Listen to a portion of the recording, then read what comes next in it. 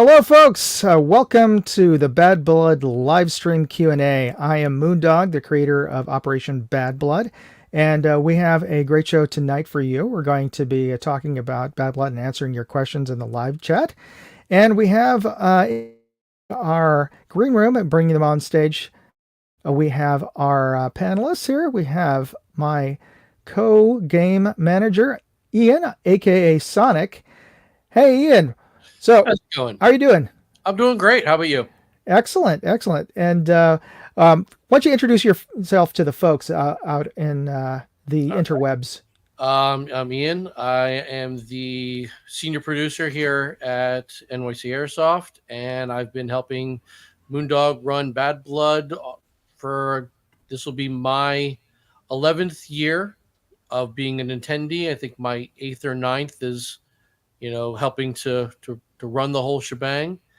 And I'll be your point of contact a lot of times out on the field, talking to everybody, making sure everybody's having a good time, being safe, following the rules, answering any questions that might come up during the game, because I know we've changed some stuff. For you longtime Bad Blood players are used to a specific type of gameplay.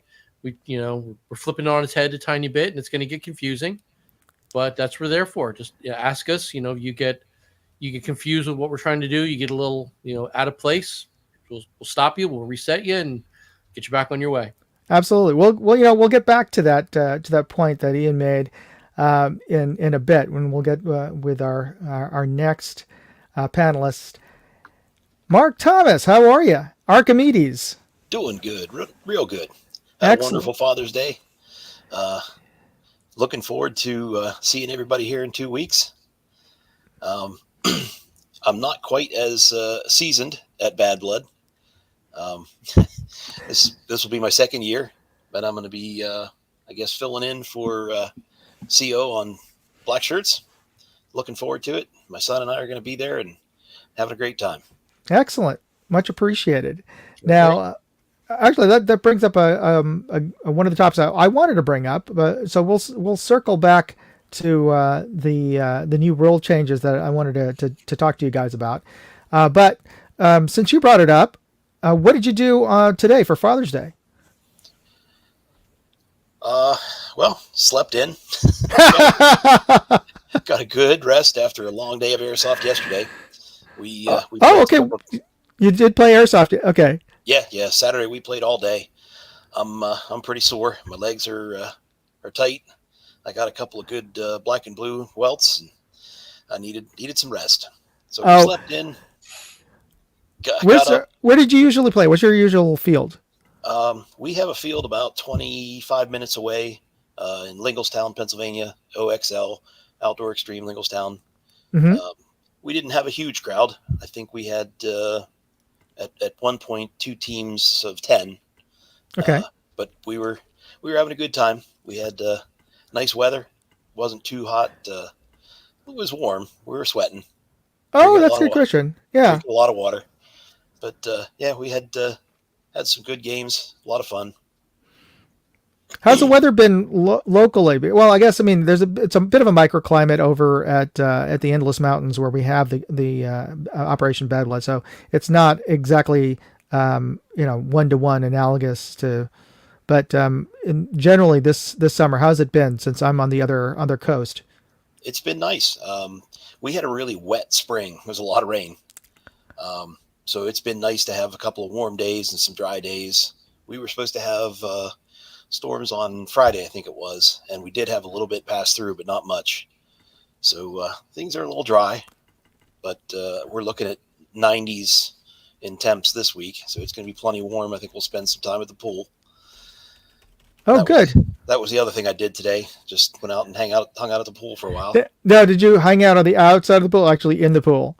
A little of both. Okay. Yeah. I got a little sun, got a little bit of color on my shoulders. So got my start on my summer tan. Oh, okay. Good. Better than the farmer tan that most of us usually have. So, Ian, how was your Father's Day? Oh, it was all right. Had some stuff I've been dealing with. I've been busy, but I was playing with my kid earlier. We're playing Green Army Men. Ah. Yeah, They gave me a set of Green Army. I had this idea of doing a tabletop Vietnam game. Oh, Wanted to experiment, just getting the gameplay right, just by using little army men. yeah. You know what I mean? You can set it up, and yeah. So we sat there and we played with the trucks and the jeeps and the stuff. It's really funny too because the figures are bigger than the ones we're used to, right? They're like maybe inch and a half, maybe even 2 inches, right? Oh, so these new ones are Right, but it came with a 60 millimeter mortar, which was 3 times bigger than the guy. So wait, how does that work? They didn't even nobody even like decided, hey, there's a discrepancy here. Monstrous, but it's fun. So I'm thinking in my head, okay, well, this could be the artillery piece, because it also came with a tow-along howitzer, which was smaller than the mortar. So I was like, whatever. I just want it for the army men so I can figure out positions and stuff like that. But just like, oh my god, the proportions are just insane on this set, but it's fun. So we played for a while. Do you have it handy? I'd love to see this. Yeah. Let me see if I can get. Okay, no worries. Duck away.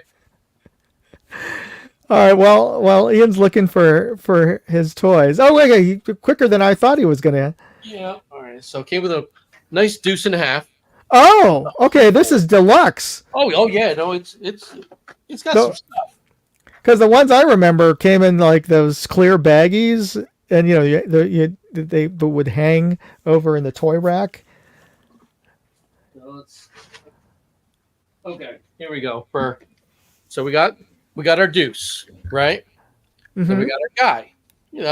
Oh, okay. Okay. Then we got our Chinook. What? And then we've got our 60 mil mortar. Oh my. It's ridiculous. That's like the toys that you'd have in your own toy box. It's just a random toys you pick together. The fact that they came in a set is just insane. Yeah, so that's my little green and tan army men with the mortar that could take out New York City. Oh, that's wild. So okay, so you're gonna try to make a game out of that, a tabletop game? Yeah. So, I mean, these are just for troop reference. It's not going to be to scale, but to see how to figure out the roles and the movement and stuff like that. So it'll be fun. No, but even with those, actually, I remember now at one point, maybe in high school, I tried to create my own little tabletop game using those Green Army Men, and I would use the bases that they would stand on, right, as the measurement, as the sort of the key measurement for distances. Mm-hmm. So you'd measure it by bases. Yeah, that's not bad. But then I realized I would need a seriously large table to grid it out. Yeah. So I think that's why I never ended up doing that. But you've seen the new thing is people are taking giant TVs and putting them horizontal, and as a table. Mm-hmm. Oh, and then you can do customizable maps and stuff like that. So you get a big old huge table, put a lucite cover on it that's gridded, and you can change it to any terrain you want. Oh, that's pretty cool. Yeah. Where have you seen that? Are people doing that over in like cons or stuff? Yeah, I've just seen videos of it. Like a lot of D&D people. Well, not say a lot, but I know D&D people are doing it. So Mark, do you play any tabletop stuff? D&D? No, not really. We do some games, just the old family style games. I guess the closest thing that we've done, trying to think of the name of it, Catan.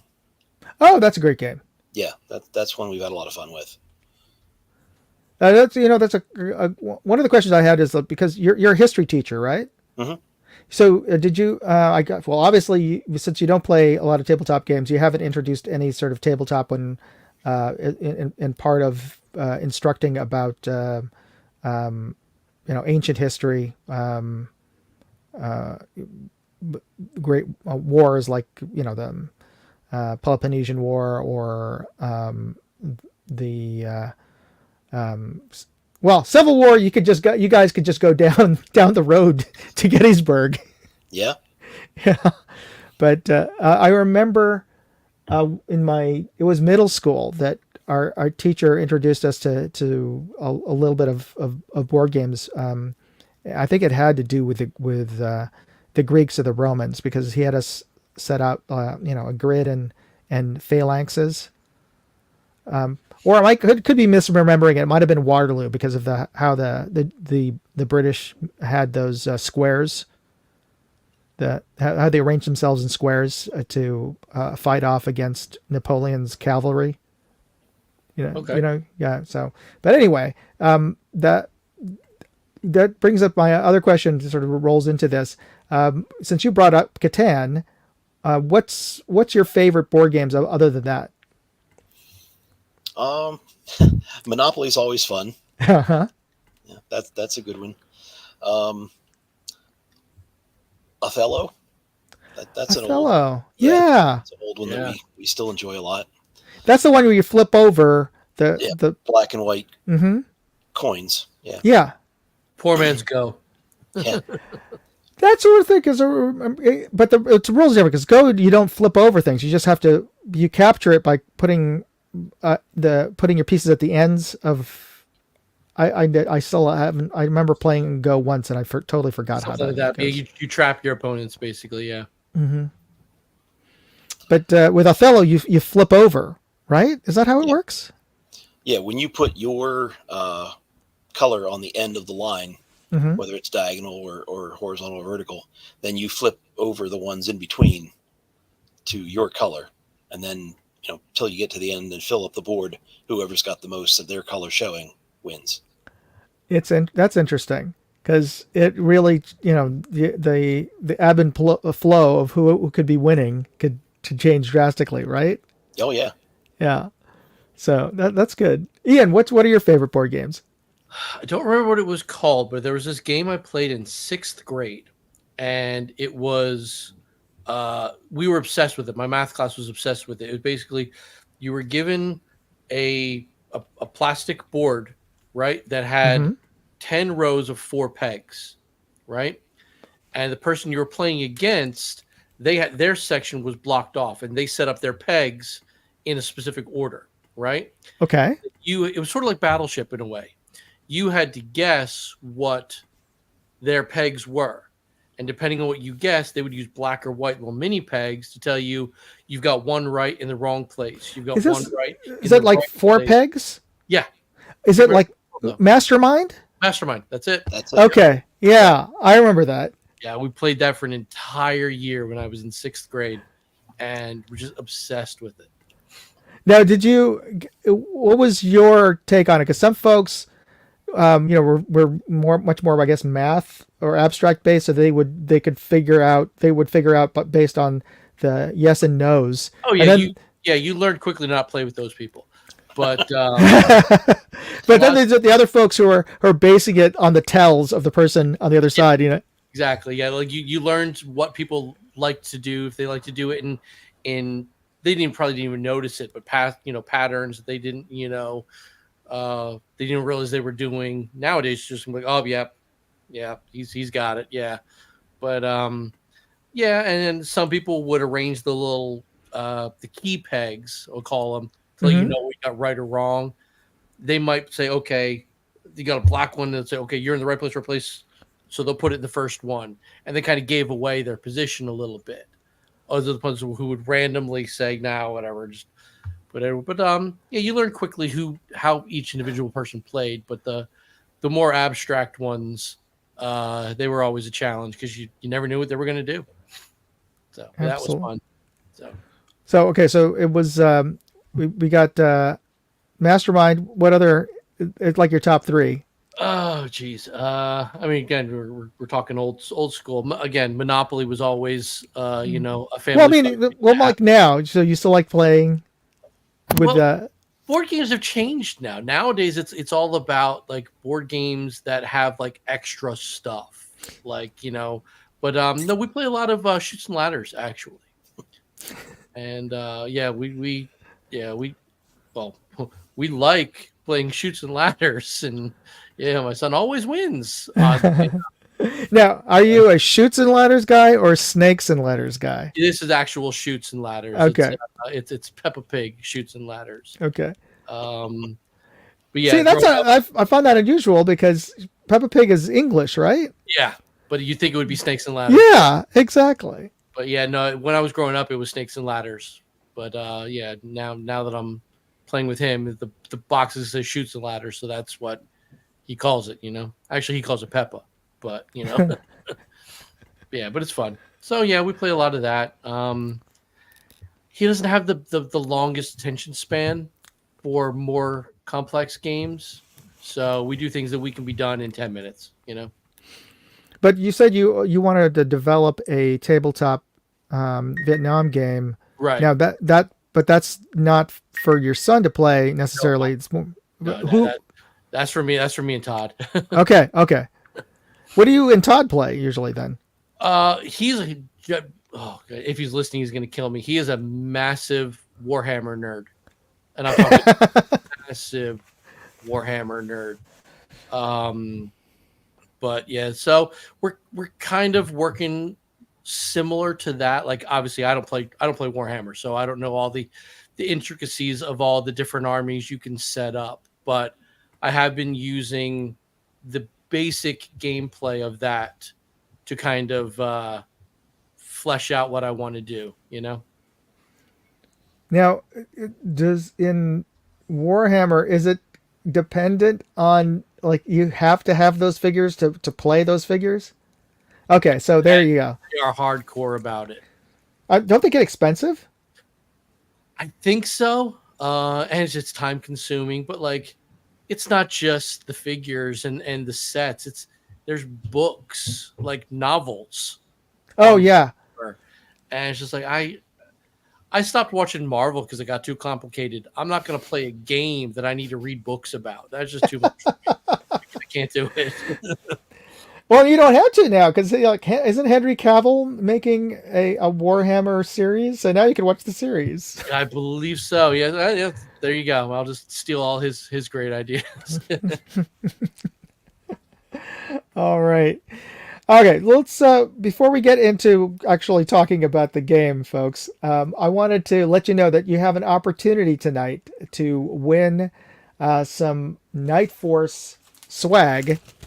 So I've got 2 more bags tonight, and I'll. I forgot to grab an extra. I've got a swag hat for Father's Day, so I've got 3 prizes. So I've got 2 of these Night Force decal packs to give away tonight, and if you all you have to do is put in hashtag BADBLOOD, BADBLOOD, and we'll do the drawing later on this evening.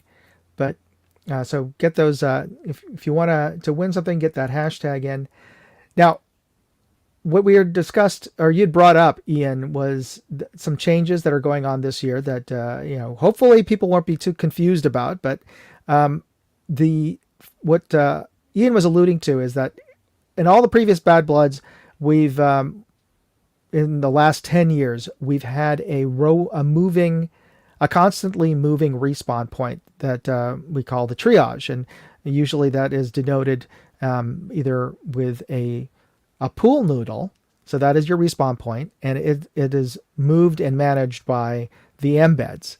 This year we're going to have changing location respawn points, but they're going to be denoted by battle flags for each of the factions. So there are going to be there's going to be 8 different locations throughout the field that have a flagpole, and wherever your embed hoists your battle flag, that's going to be your respawn point until he brings it down. And then you have to go claim another flagpole, another CCP is what we're calling it, the casualty collection point, not China Communist Party. For those of you who are wondering what CCP stands for, casualty collection point, hoist the flag, and that becomes your respawn triage point for this year. So that's going to be new for those of you who've played Bad Blood before. For all of you newbies who are coming in, it doesn't really matter because this is going to be your first Bad Blood. So I'm happy that you're there. Just to clarify, so correct me if I'm wrong. an embed or a team is not going to abandon a respawn until they've captured a new respawn, correct? Yes, So it's not like you're going to be left out in no man's land with no way to re-enter the game. absolutely. Yeah. Now there there's a possibility, and we haven't quite worked this. I haven't. We haven't come into a problem yet because this is my first year. Now there is that lag time between like, you've captured your place, you've hold your flag down. You actually have to bring that flag over to your new CCP. Right. Now, if you're very careless, your embed can get shot by an enemy player walking over. So you should guard them. Things done properly, they need to be guarded as well to get over to activate your new triage. So there's I'm just thinking things through. There's a possibility that if what would happen in that case. I my my thinking on that, and we'll discuss this with the embeds later next week in a staff meeting that we're going to have. That what should be the protocol at that point? I would think that at that point we would have the embed just wait there, respawn, and then continue on. So that would potentially delay your you being able to respawn, but you wouldn't necessarily be in limbo forever. Right. Yeah. You're not going to be SOL, but you are going to be delayed. So that is going to theoretically, it's going to put in the players' minds a more of a an urgency and more responsibility than just roving and shooting. Yeah. You know what I mean? So it's okay. It's moving and it's shooting and it's collecting, but it's also protecting because you have this high value thing. I don't even know I have a word for it.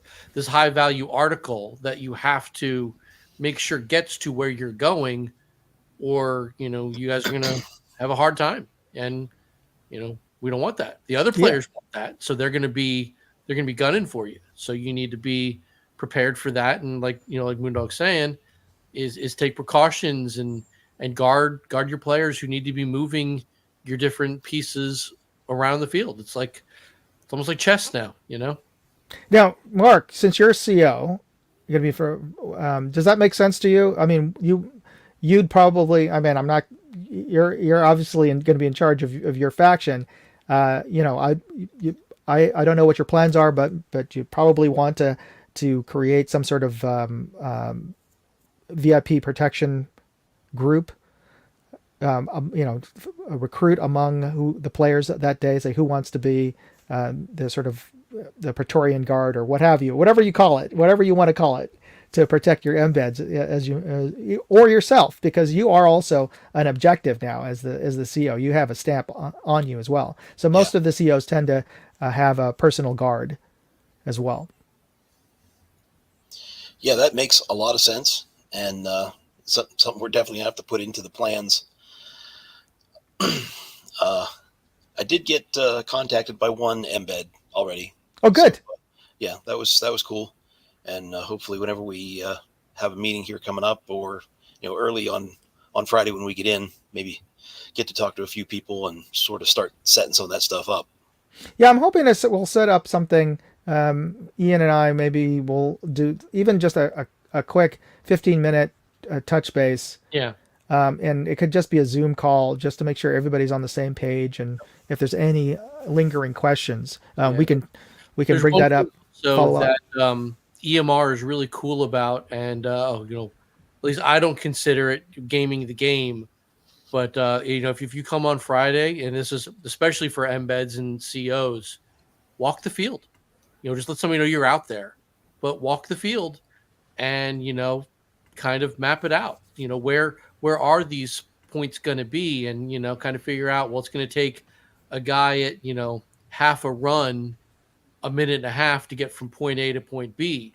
So how many guys need to protect him? Does he have to cross walls? Is there objectives in the way, kind of thing? Because you can kind of figure, okay, if point A and point B are bisected by some kind of 2-story tower, well, there's a good chance somebody's in there. Yeah. So you might need to work around that. You know what I mean? So yeah, you take the time, walk the field, get yourself acquainted with it, especially if you're going to play the night game. Get acquainted with the field and just don't go out there with your replicas. Just go out there with, you, and just, especially if it's your first time, and just figure it out. Scan it, take notes, whatever you feel you need to do. But just, learn your terrain and try and, plan on the fly, Absolutely. Now, Mark, since this is your first year as CEO, do you have any questions for us or thoughts about your role or how you'd like things going? I don't even have any questions. It's going to be kind of trial by fire. I'm just going to have to learn on the fly. No worries. I mean, you got a sense of it from last year. Yeah. Well, what were your thoughts on last year, or anything that sticks out in terms of how the gameplay went from your point of view? I knew I needed to be in a lot better shape. How so? There's quite a bit of movement, and although quite a bit, yes. Most of the field is flat or fairly level, we started off on that far valley. Were you black shirts last year? No, he was green. Oh, okay. Yeah, we went down into that valley and then had to fight our way back up that hill, and that was not a good start. It's brutal. Yeah. And anything else stand out from last year in terms of for tips for new players? I think I'd mentioned this last stream, a good pair of boots. And that was something I did this year. I got a new pair of boots. I got them broken in. That's a good point. Played in them yesterday. And having good ankle support and good solid soles. There's a little bit of rough out there. Yeah, we try to discourage folks from going into that valley only because, we've had folks take tumbles because it is quite a steep slope for some. We talk about that valley as it's one entity, but it's really not, right? Now, if you actually look at the map, there's a valley that runs north-south, and then there's a massive hill that runs east-west. The valley itself is actually relatively traversable. It's when you try and then come east up that hill. Wait, no, north-south is a traversable valley. East-west are these gnarly hills. The problem we've had is when people are trying to come up, it's a goat path, right? This east-west monstrosity of a single track hill, which is you've got woods, which are going to be inhabited by somebody on this side, and then you've got a 30-foot drop off on this side. And people fall down that hill, and people fall into that ravine, and it's rough. So we're trying to take that out as best as possible. People are still going to get down there. We know they're going to get down there, but it shouldn't be because we're trying to make it off limits as best possible.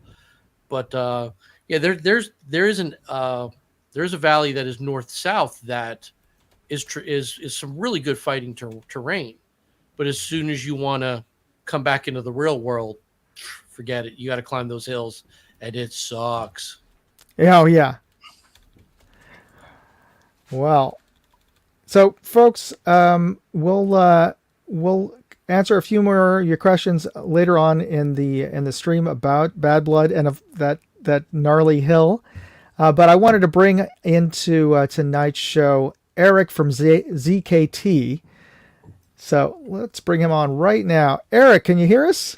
Yes, loud and clear. Hi, how are you?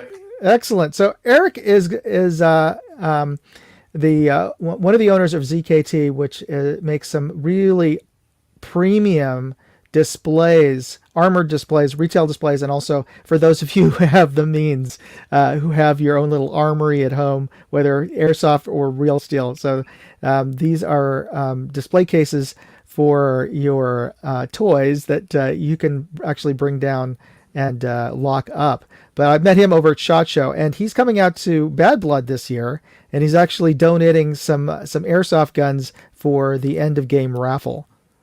Right. Yeah.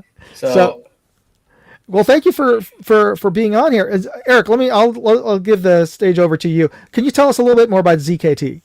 yes, so ZKT, we like Thomas has said, we are dedicated in building like display cases, both for commercial use and for individual use as well. So for our main flagship product, we include these countertops built with bullet-resistant glasses. These are to prevent the merchandise being from stolen. And it's not uncommon nowadays, unfortunately.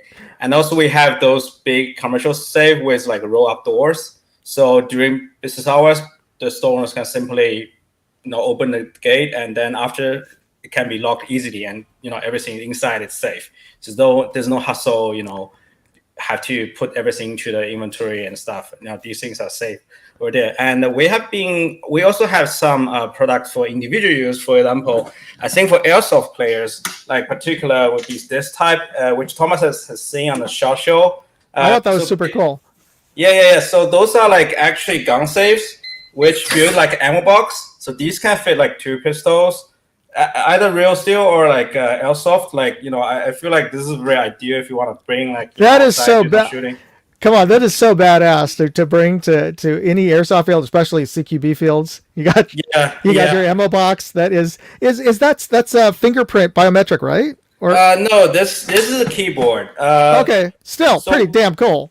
Yeah. I mean, it really it's not hard to have a fingerprint too. Like, so we listen to the market. Like, say if I bring and a lot of, that's the purpose. One of the purpose I wish to come to the event, because I want to interact with the potential users. If they think they want a fingerprint, it's easy. We can build it, simply. And that's cool. What's cool about the things like those foams you can remove. Like if you really want to use as an actual ammo box, those will work too. Yeah.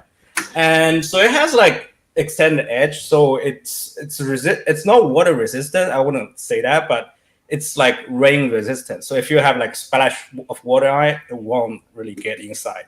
So yeah, and besides that, something new we have launched is remember in the safe we have those slate walls inside our safe. You ever seen those?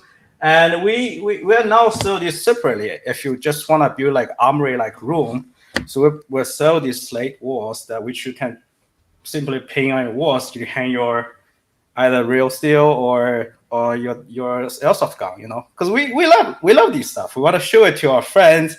We just enjoy staying in a room.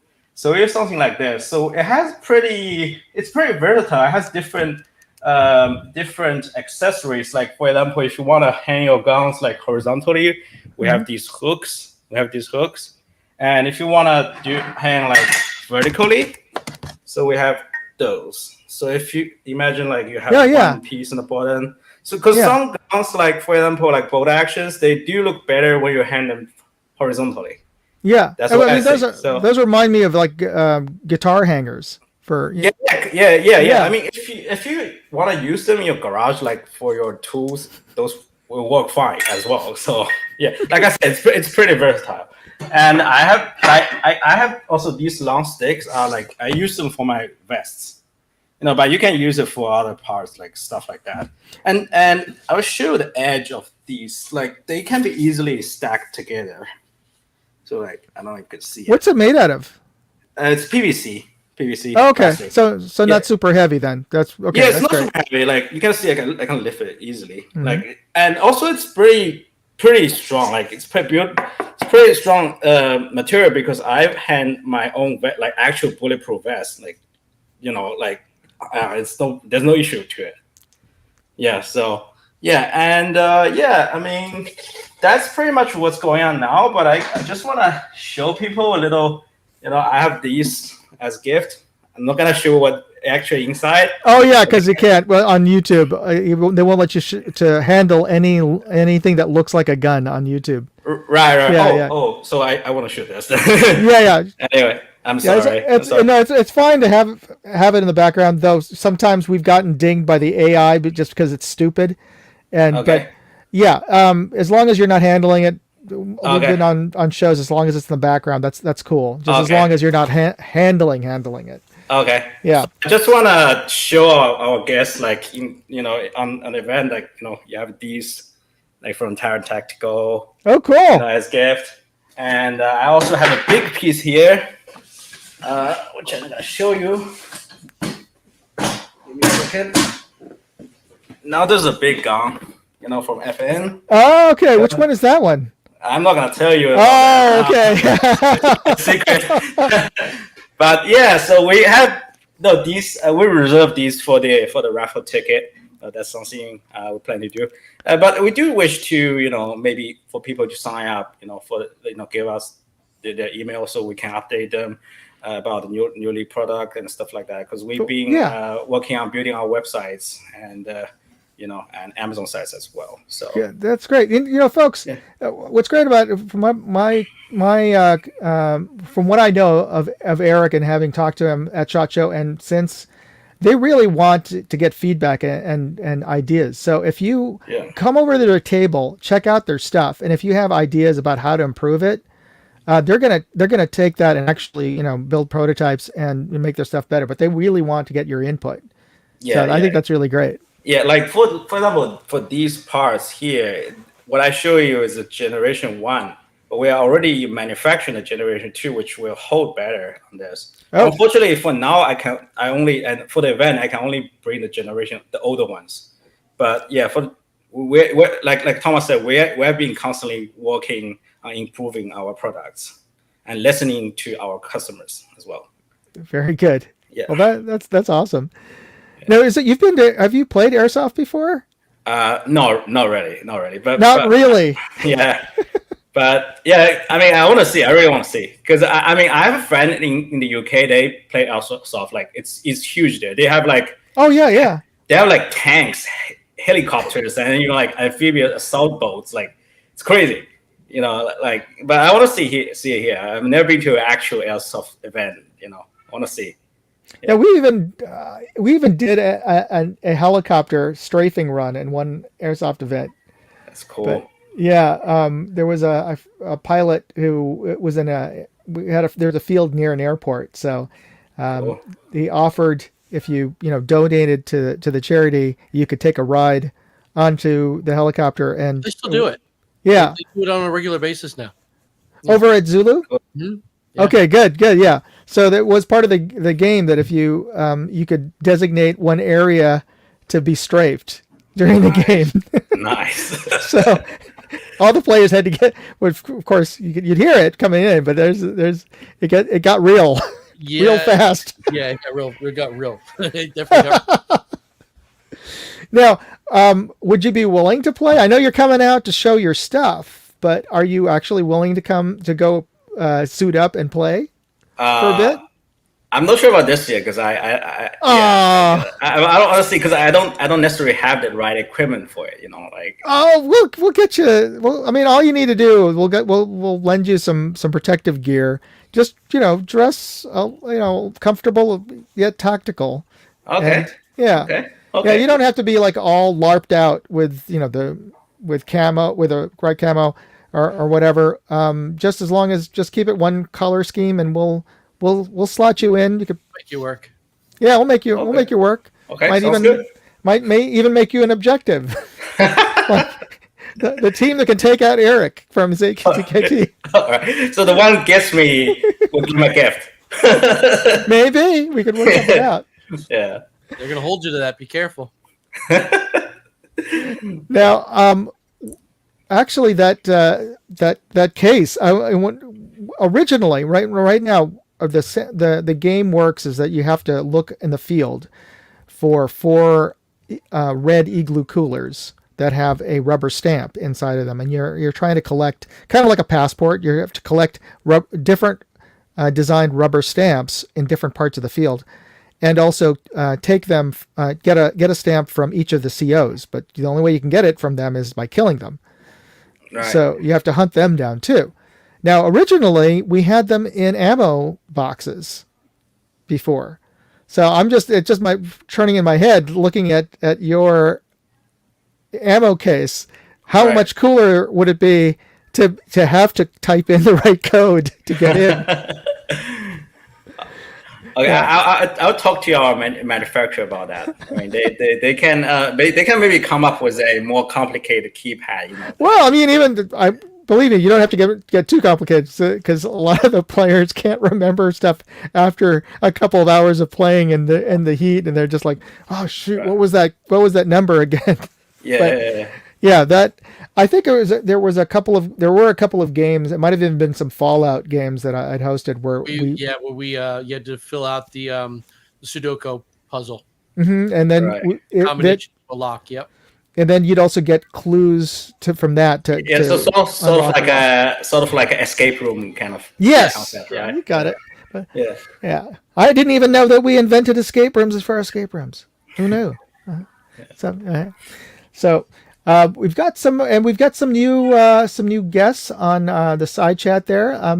Everybody on the side chat, if you have any questions for any of us on the panel here, please post them up there because we're here to answer your questions. Now, Eric from ZKD, who else is coming from your shop? I believe there are two friends and co-workers. They are coming too. So I mean, they are more into like tacticals and stuff. So maybe they'll join me as teammates. I'll ask them. Yeah, because you know me, I'm more like collector. I'm also reenactor. I don't know if you know the hobby. Yeah. Which period do you do reenactment? World War II. Okay, so you and Ian should talk because he does Vietnam and. Yeah, I'm not a World War II guy. Just too really. Many, you know what it is? It's too many guys want to be elite SS, and I don't want to deal with that. It's just like if somebody wants to do a Pacific Theater World War II game, I'm in. Right. European theater, everybody wants to be the super big shot in the Black Hugo Boss. Yeah, I know because it's a fashion show. I know, but I do want to do in honor of my grandfather. I want to do up a full Philippine Scout kit, right? Loadout, yeah.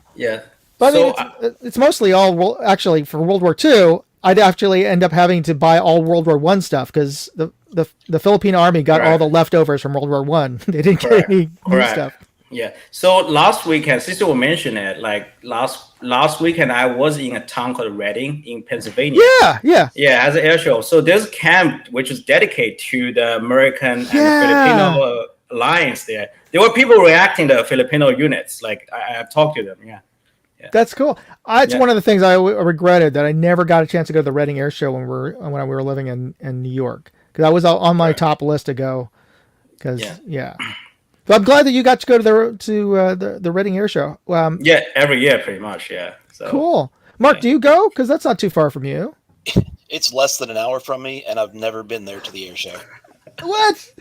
Okay, you got to turn in your history teacher card now. Right. So if you don't know Eric, Mark is a history teacher out over near Harrisburg. So he's not too far. Yeah.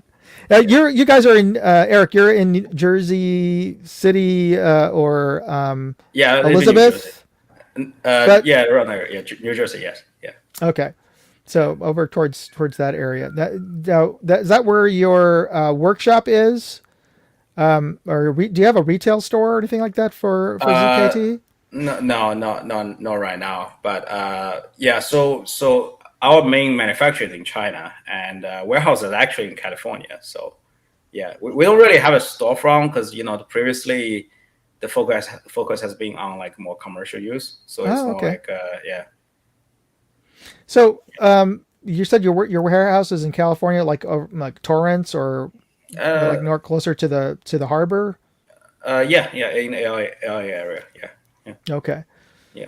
Well, if you're ever out there, it's not too far for me to get. Well, too far. Like a 7-hour drive is not too far, but a lot closer than a 7-hour flight, which I would usually have to take to go visit New Jersey. So, okay, We actually have a question from Royal Zarek.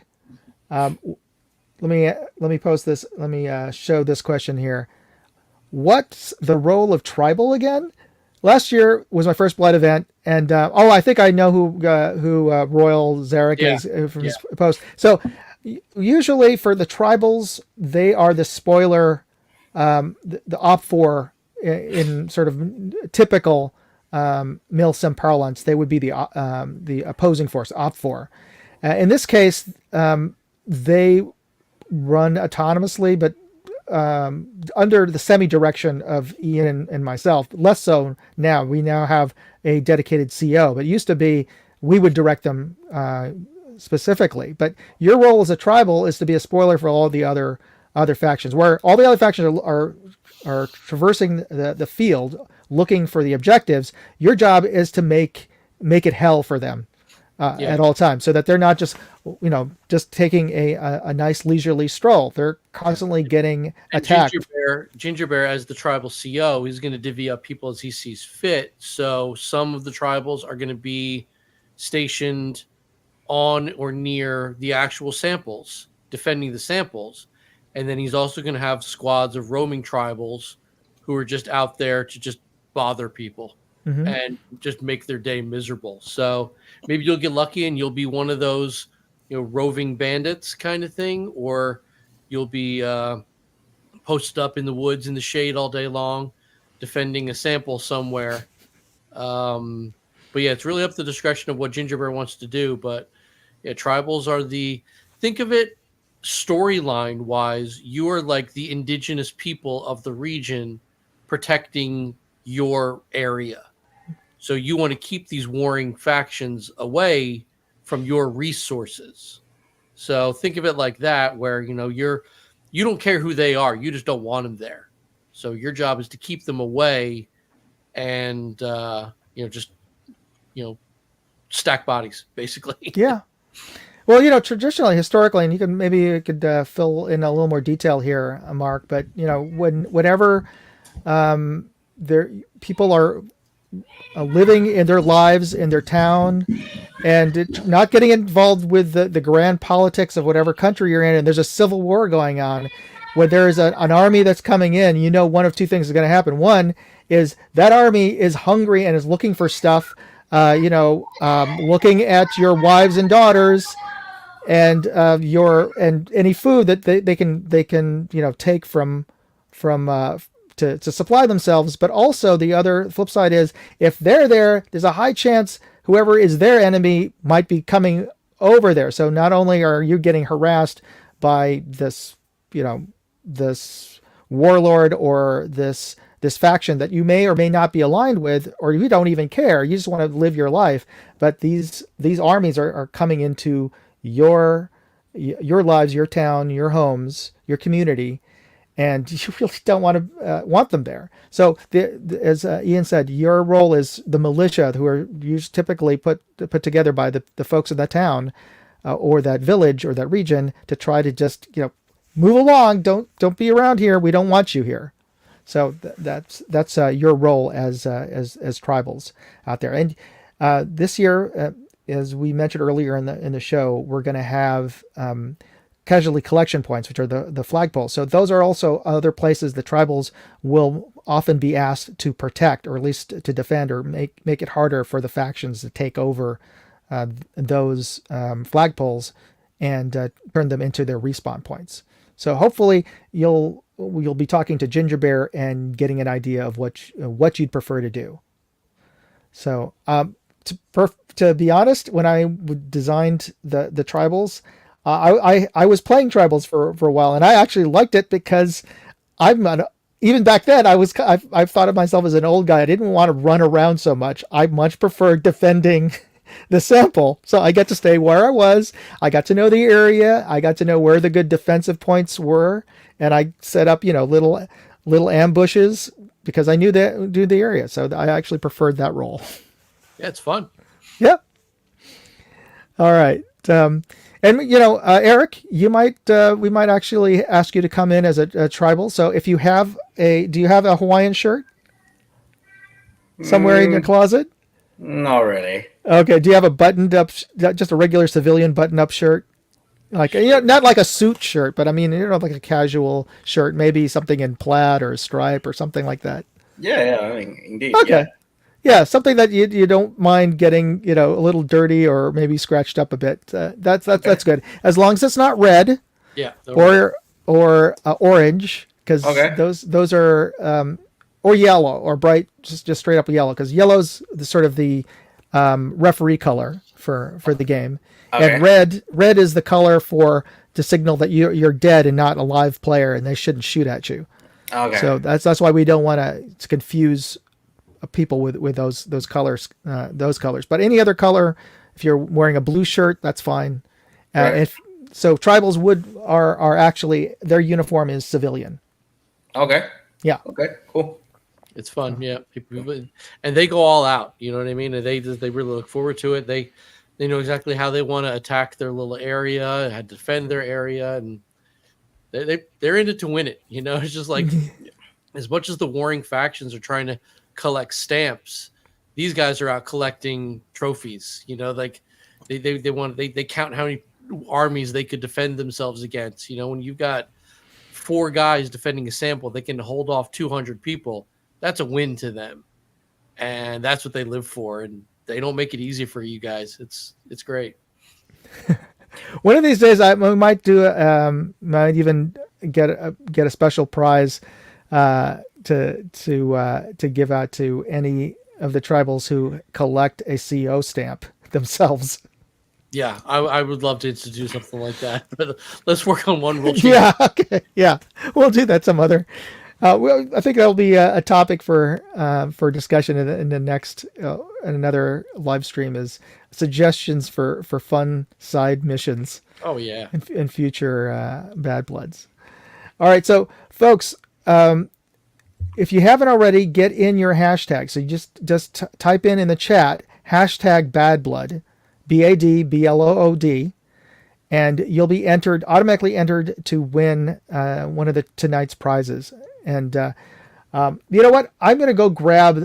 I forgot to grab that hat, so I'm going to go off screen for a minute. But I want to throw out a sort of a round robin question for you guys, so that what's in your pocket? What's your EDC? All right, so Ian, do you want to start off? And I'll be right back. Follow what you're saying. What do you mean? Oh, do you? Most folks have like gear that they usually carry every day, or everyday carry. Oh, okay, sure. Yeah. So, and you can even show what you usually carry. I'll be right back. Day to day, just a phone, really, because I live in New York City, so I need to be able to get on the bus or get on the train. You know what I mean?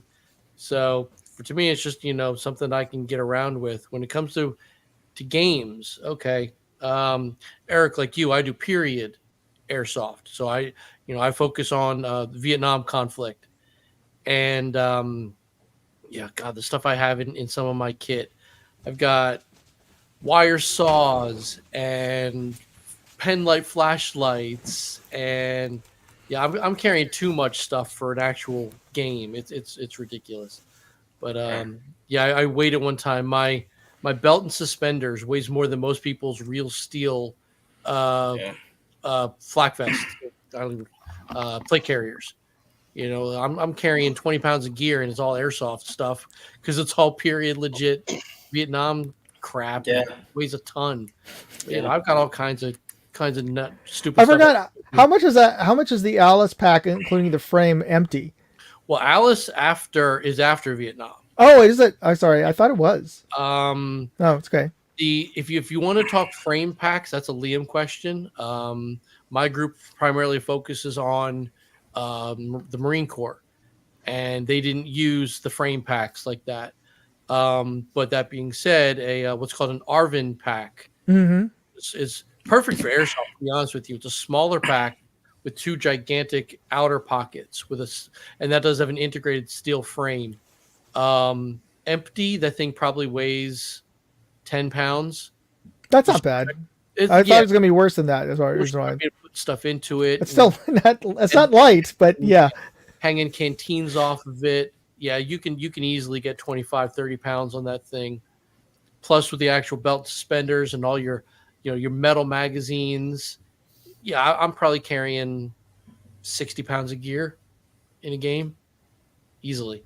Okay, that's And that's that not is that's not to mention the 3-pound steel helmet. yeah. So folks, don't carry that much stuff to Bad Blood. Yeah, don't be me. Yeah. Like I can totally relate with my reactor in the hobby because we just end up carrying too much unnecessary stuff like backpack and these World War II stuff are like light. Also, like sometimes the real guns, these like old guns, they're made from wood, they're heavy, or even like replica like this, they're still heavy. Yeah, because they try to make it, close to the actual weight with fully loaded. So yeah, it is. Yeah. And also, like I can show a picture. I don't know if you can see it. Like that was last weekend. I was carrying the actual SCR 300 radio. Like, oh yeah. Yeah. Imagine marching with this on a summer heat. Like we use those too. Yeah. We use the PRC 77s. Yeah. Yeah. They're heavy. Yeah. So Mark, we just want to make a great impression, I just want people this immersive feeling. Yeah. Mark, did you get a chance to answer? No, not yet. What's in my pocket? What is okay? Which one's that one? Just a little out the front. It's not any brand name, but always a pocket knife. There's always something in there. If I'm out and about, if I did a pocket dump, there's going to be a pocket knife. There's probably going to be a speed loader, an extra magazine, whatever I happen to be carrying that day as just an extra reload. Of course, my wallet, my phone. Try to keep a couple of coins, for whatever you might need. But yeah, that's a regular, and keys. Keys, yeah. Keys with a little bit of pepper spray canister attached. That's oh yeah, because I forgot New York City. Unless you're protesting something, Yeah, then it's okay. But anyway, I guess it's my turn, right? So I'm back. So I usually carry a flashlight, and part of it is work related now since I do reviews. So this one is the new Arkfeld from Olight, and this is their new Pro model, which has both the standard flashlight, and it has a green laser, and this one lets you do green laser and flashlight at the same time, and it has UV. So yeah, so for you retailers who want to check those $100 bills, it's useful. And for tool, right now I'm carrying the 511. This is the Braddock. It is their new knife. Actually, they debuted it over at SHOT Show this year, or just before SHOT Show. So this is I believe this is the 3.5-inch version one, and they have a slightly smaller one. So this has been serving me well so far. The notable thing is that the clip is the same color as the body, which is, I thought that's a nice little touch. It also keeps, because it's not a black clip, and depending on what you're wearing, it keeps it a lot more low profiles, and it doesn't print too badly when I'm having it in my back pocket. So that's good. But just for the very least, I like to. It's useful to carry that with all the Amazon boxes that I need to open, and it's always good to have a tool handy, because if I can't tell you how many times I've had to open things and everybody's just sort of like struggling with it, and like, stand back, I'll just open that up. But it is kind of one of those things I got to remember that I'm carrying, because before I get to like some places that have metal detectors and whatnot, like, oh shit, I got to put this back in the car. But that's sort of the issues you have. And of course, the standard wallets, keys. But again, coins are becoming one of those things that are sort of optional now, because there's so few things that you use it for. But I actually, in doing product reviews and scope reviews that I do, I'm actually need to keep coins in my pocket all the time just so I could unscrew some of the turrets and things like that. Just to have it handy, or to get into the battery compartment of a red dot. So yeah, now I have to make sure I have a good quarter and a good dime handy at all times. All right, so folks, I got a special. We're going to do the prizes now, and I've got a special Father's Day prize in honor of Eric. I was going to keep this, but since you're here, I'm going to give this away. This is one of ZKT Group's cool T-shirts. So this is going to go to one of our viewers in the chat. So make sure you have your hashtags in, and we're going to get started with that giveaway. We're going to start with the Night Force decal pack. Got 2 of them tonight, so I'm going to give away 2, and then we're going to give away the T-shirt. So let me switch over to our giveaway screen. Okay, and yeah, I didn't see any hashtags come through. Oh, I think I have to restart this. Oh, yeah. Everybody's got to put it onto their hashtags on the right, on their chat. Yeah, on the chat. Put it in the chat. So let's give it a couple minutes. The people put some hashtags in.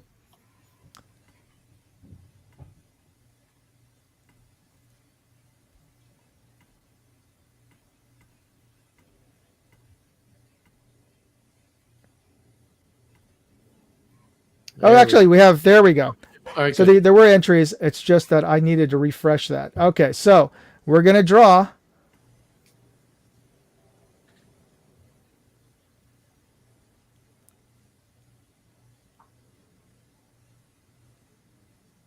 Keith Gregory, you are a winner of the Night Force pack.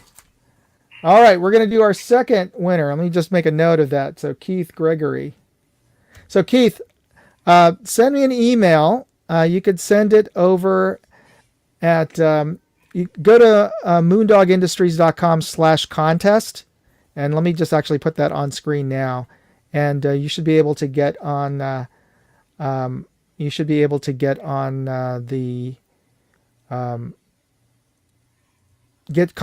Contact through to me through Moondog Industries, that website, or you could send it to me at moondogairsoft@gmail.com. Let me just put that on screen right now.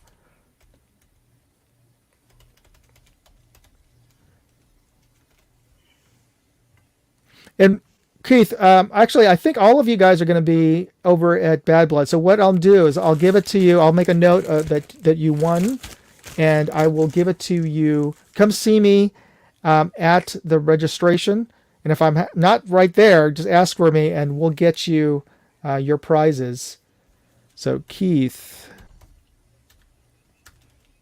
Gregory.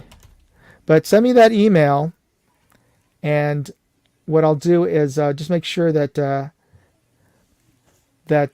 I do have your contact information. For whatever reason that we don't meet up at Bad Blood, I can still get this over to you. All right, so let's do our next draw.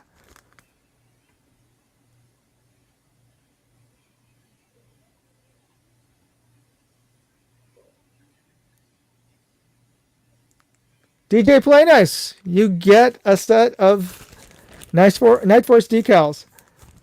Congratulations. All right, and we'll do our final draw, and this is for the ZKT T-shirt.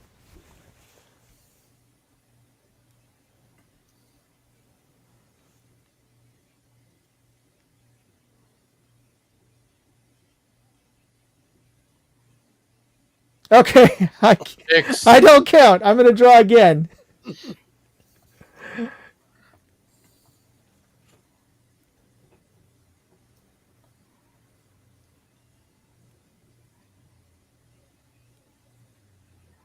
Raul Zarek, okay, our new tribal. So congratulations. Hopefully you are a extra large. But if maybe if you aren't an extra large, please get a hold of me, and I'll talk to Eric. Maybe he might have a size. I don't know if he does or not. So don't be fooled by the size, because we source that from China, so that's like XL by China standard. So this is more or less like a large-ish. Oh, okay. So yeah. So hopefully, Royal Zurich. Let me just make a note of that you won. Wow, That's great.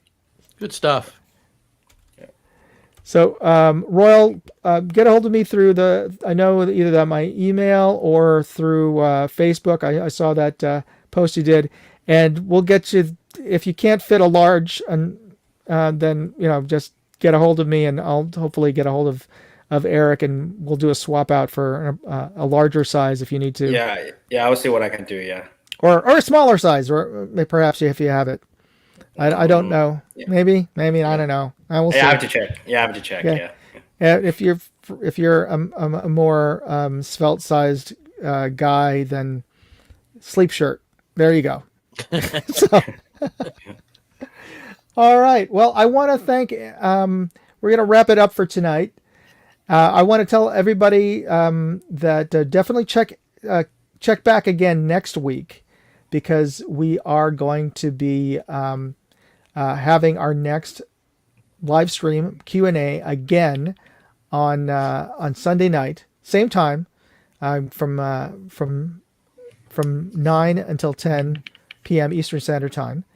And if you have any questions, please post them up in the Bad Blood series Facebook group, or get a hold of Ian and myself through you can right now. On the next week's live stream, I'm going to be giving away a spotting scope, a legit spotting scope. I have it right here. I'm giving away an Athlon Talos. I'm going to pause you just for a second. Yeah? Eric, yes, still email Moondog, so we know exactly who's getting what. So, yeah, please still email us in. Go ahead. Yeah.